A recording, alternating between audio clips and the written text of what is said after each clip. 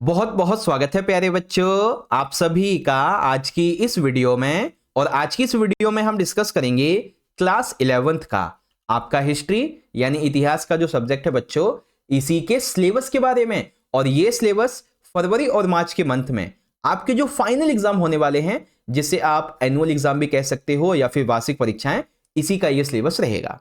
ठीक है, और इस वीडियो में आपको एक नहीं दो नहीं बल्कि तीन चीजें पता चलने वाली हैं। जी हाँ बच्चों, सबसे पहले तो आपको यह पता चल जाएगा कि आपका फाइनल एग्जाम का सिलेबस क्या रहने वाला है। ठीक है, और दूसरी सबसे बड़ी चीज, फाइनल एग्जाम के लिए जो सिलेबस है ना, उसके हर एक चैप्टर से ऐसे कौन कौन से इंपॉर्टेंट टॉपिक्स है बच्चों, जहां से एग्जाम में क्वेश्चन बनता ही बनता है। और सबसे जरूरी चीज, हर एक चैप्टर से कितने मार्क्स के क्वेश्चन आपके एग्जाम में आएंगे, यानी कि तीसरा टॉपिक ब्लूप्रिंट के बारे में। ठीक है, और सबसे अच्छी बात यह है बच्चों कि ये वीडियो हिंदी और इंग्लिश दोनों मीडियम के लिए रहने वाली है। ओके, तो आप सभी एंड तक जरूर देखिएगा।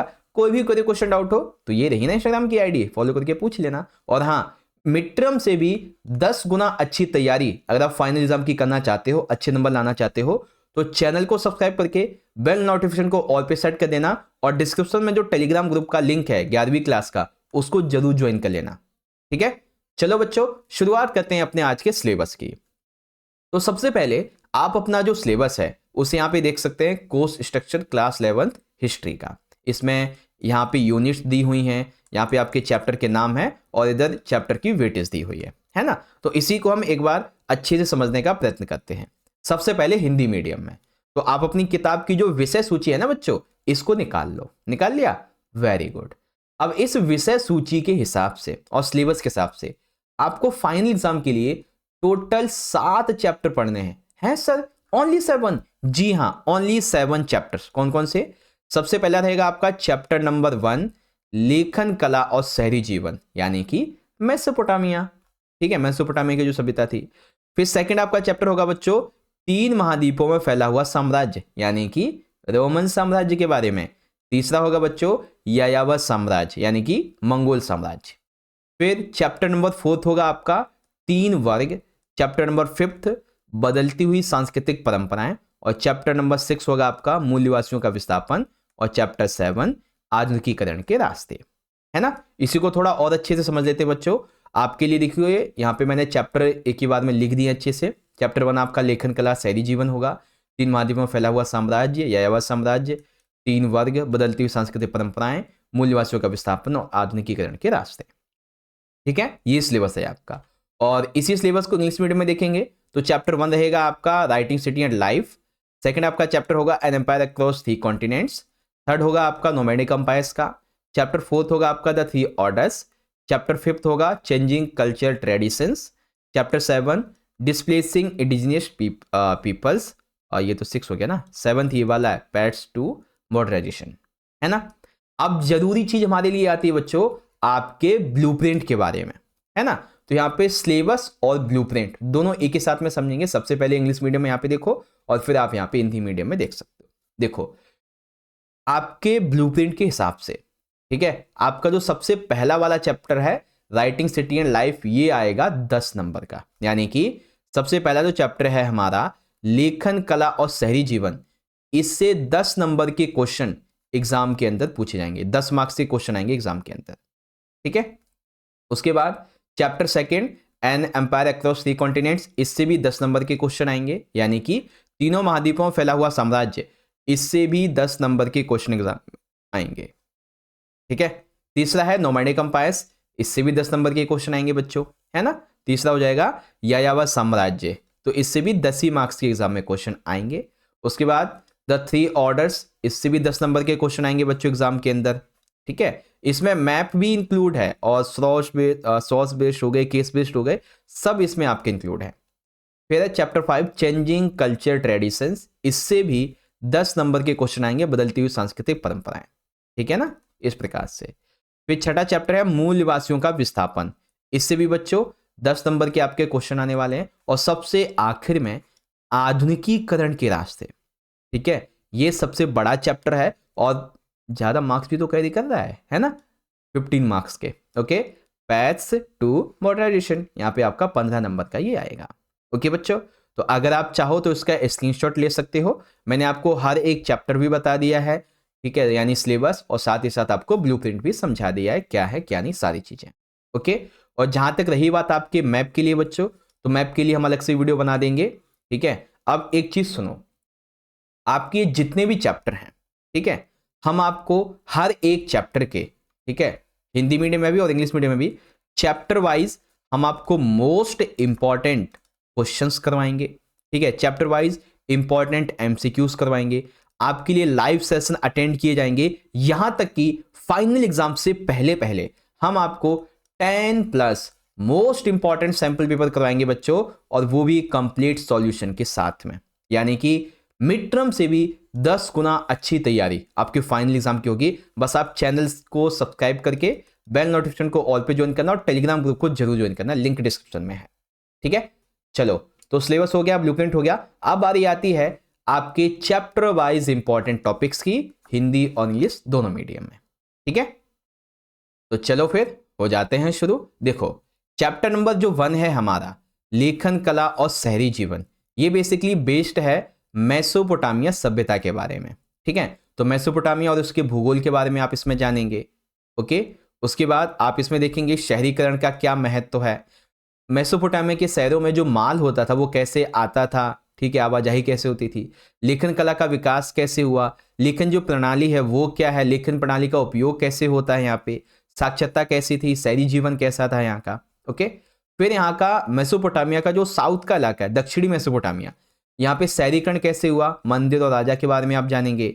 पशुचारण क्षेत्र में एक व्यापारिक नगर जो कि मारी नगर है, ठीक है, मारी नगर, इसके बारे में आप जानेंगे। मेसोपोटामिया संस्कृति में शहरों का क्या महत्व है, लेखन कला की क्या देन है, ये सारी चीजें।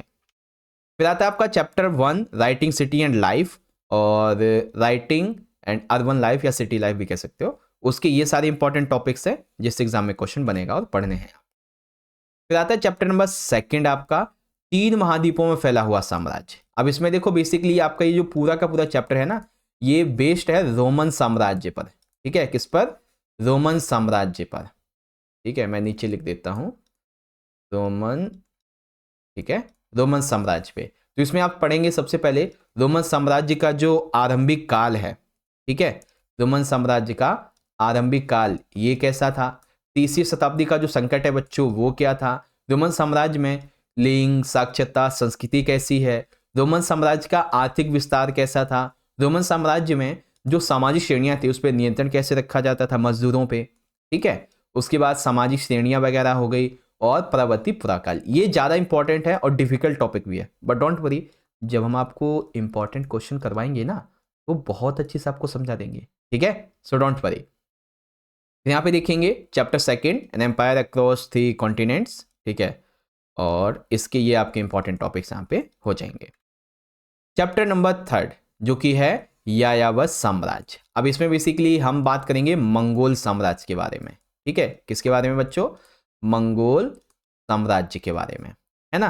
तो मंगोल साम्राज्य की इतिहास में भूमिका क्या है, इनकी सामाजिक और राजनीतिक पृष्ठभूमि कैसी थी, चंगेज खान के जीवन वृत्त के बारे में जानेंगे, चंगेज खान के बाद में जो मंगोल थे इन्होंने कैसे शासक किया, और हाँ, चंगेज खान की ना सैनिक उपलब्धियां, ये एक बहुत बड़ा टॉपिक है बच्चों, ठीक है, जहां से हर साल एग्जाम में 8 नंबर का एक क्वेश्चन रिपीट होता ही होता है, तो मैं आपको बता दूंगा, डोंट वरी। चंगेज खान मंगोलों का विश्व इतिहास में स्थान इस तरीके से। फिर नोमैडिक अंपायर, ये रहे आपके सारे के सारे इंपॉर्टेंट टॉपिक जिसे आप यहां से देख सकते हो। चलो, अब आता है चैप्टर नंबर 4 3 वर्ग। अब 3 वर्ग में सबसे पहले आप जानेंगे बच्चों सामंतवाद के बारे में, इसका परिचय, क्या प्रभाव था, फ्रांस और इंग्लैंड में कैसे विकसित हुआ, ठीक है। फिर आप जानेंगे प्रथम वर्ग जिसे हम पादरी वर्ग कहते हैं, यानी भिक्षु, इनकी विशेषताएं, चर्च और समाज में इनका क्या रिलेशन है। सेकंड हो गया। थर्ड, दूसरा वर्ग जिसे अभिजात वर्ग कहते हैं, इसमें मेनर की जागीर, नाइट की विशेषताएं, अभिजात वर्ग की विशेषताएं आ जाती हैं। फिर तीसरे वर्ग में किसान, स्वतंत्र और बंधक, इनके बारे में, हज, इंग्लैंड, उसके बाद यहाँ पे सामाजिक और आर्थिक संबंध कैसे थे, पर्यावरण तथा भूमि का उपयोग कैसे हुआ, 11वीं सेंचुरी में जो नई कृषि प्रणाली आई, प्रौद्योगिकी आई, वो क्या थी, चौथे वर्ग का उदय कैसे हुआ, कैथेड्रल नगर क्या थे, और 14वीं सेंचुरी में जो संकट था उसके बारे में जानेंगे, ठीक है। फिर यही सारी चीजें आप यहाँ पे इंग्लिश मीडियम में देख सकते हो बच्चों। अरे इतनी जल्दी नहीं जाना भाई, हाँ, ये सारी चीजें आप इंग्लिश मीडियम में देख सकते हो। चलो, अब आता है बच्चों चैप्टर नंबर 5, ठीक है, जिसका नाम है यहाँ पे है बदलती हुई सांस्कृतिक परंपराएं। अब इसके बारे में आप यहाँ पे देखेंगे बच्चों, तो सबसे पहला जो आपका पॉइंट है वो है इटली के नगरों का पुनरुत्थान। ठीक है, इटली के जो नगर थे बच्चों, इनका पुनरुत्थान कैसे हुआ, है ना, इसके बारे में आप देखेंगे। सबसे पहला टॉपिक ये हो जाएगा आपका। सेकंड, यहाँ पे जो विश्वविद्यालय थे और जो मानवतावाद है, एक विचारधारा, वो क्या है, इनका रिलेशन क्या आपस में कैसे विकसित हुआ। इतिहास में मानवतावादी दृष्टिकोण क्या है। फिर विज्ञान और दर्शन में अरबियों का क्या योगदान है। उसके बाद कीलाकार यथार्थवाद क्या है। इटली और इस्लाम की जो वास्तुकला है, इसके बारे में आप जानेंगे। ठीक है, फिर मुद्रण आ जाएगा बच्चों, प्राथमिक मुद्रित पुस्तकें कौन सी थी, लाभ क्या हुए, क्या विशेषताएं थी, कैसे मुद्रण क्रांति आई, है ना। और फिर आपके ये कुछ टॉपिक हैं। ईसाई धर्म के अंतर्गत वाद विवाद, प्रोटेस्टेंट सुधारवाद की बात करेंगे। कोपरनिकसीय क्रांति, ब्रह्मांड का अध्ययन, 14वीं सेंचुरी एक यूरोप में पुनर्जागरण का काल था या नहीं, इस पर डिबेट होगी, है ना बच्चों। तो ये टॉपिक हैं जिस एग्जाम में आपके क्वेश्चन बनेंगे, और 8-8 नंबर में भी ज्यादातर क्वेश्चन बनते हैं, वैसे तो 3 में बन ही जाएंगे, है ना। तो chapter 5 the changing culture traditions, अरे भैया रुक जाओ, हाँ ठीक है, चैप्टर 5 है हमारा, और ये आपके सारे के सारे टॉपिक हैं। चलो, चैप्टर नंबर 6 है बच्चों हमारा मूल निवासियों का विस्थापन। अब इसके अंदर देखो, सबसे पहला आपका टॉपिक है बच्चों यूरोपीय साम्राज्यवाद के बारे में। ठीक है, सेकंड है आपका मूल निवासी जो हैं, इनका मतलब क्या है और इनकी विशेषताएं क्या हैं। ठीक है, चाहे वो उत्तरी अमेरिका के हो, चाहे वो ऑस्ट्रेलिया के हो। सेकंड है यूरोपियनों से मुकाबला, इन मूलवासियों ने यूरोपियनों से कैसे मुकाबला किया। थर्ड, चौथा, इन मूल्यवासियों के लिए कुछ पारंपरिक धारणाएं हैं, कुछ इतिहासकारों ने अलग धारणाएं दी हैं, उसके बारे में। पांचवा, अपनी जमीन से मूल बाशिंदों की बेदखली क्यों की गई, कैसे की गई, क्या तरीके अपनाए गए, सब कुछ। फिर जानेंगे गोल्ड रश के बारे में, और गोल्ड रश से क्या क्या बदलाव हुए उत्तरी अमेरिका में, इसके बारे में। और सातवां, संवैधानिक अधिकार, इनको क्या क्या चाहिए थे। और आखिर में जानेंगे ऑस्ट्रेलिया में बदलाव की लहर कैसे आई। ठीक है, यही सेम चीज आप इंग्लिश मीडियम में देख सकते हैं, displacement of the indigenous people, ये आपके टॉपिक हैं, और यहां से क्वेश्चन बनेगा। अब आता है बच्चों सबसे आखिर में चैप्टर नंबर 7, आधुनिकीकरण के रास्ते। ये चैप्टर बेसिकली 2 पार्ट में डिवाइड है बच्चों। सबसे पहला जो आपका पार्ट है वो है जापान का, ठीक है। सेकंड आपका जो पार्ट है बच्चों वो है चाइना का। तो पहले जापान के बारे में, जापान की जो पॉलिटिकल इंफ्रास्ट्रक्चर है, इसके बारे में जानेंगे।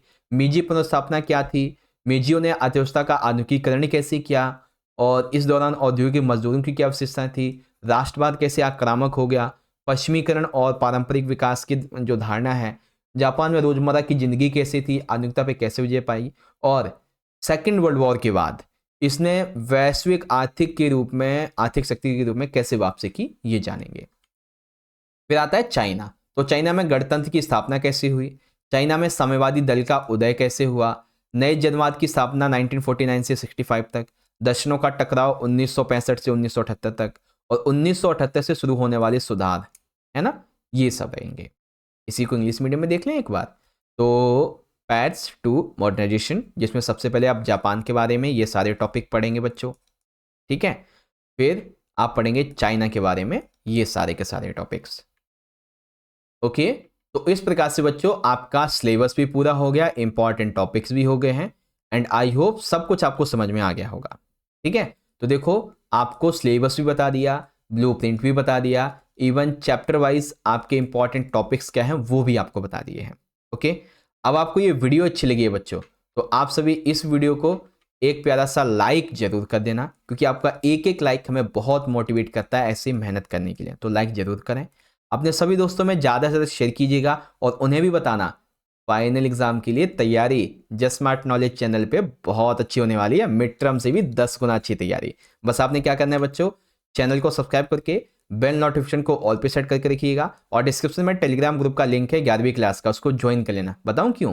क्योंकि इंपॉर्टेंट नोट्स PDF अपडेट मिलती रहेंगी, और साथ ही साथ एग्जाम टाइम पे हम एक एक दिन में 15 से 20 वीडियो अपलोड करते हैं, और नोटिफिकेशन केवल 3 का ही जाता है ना।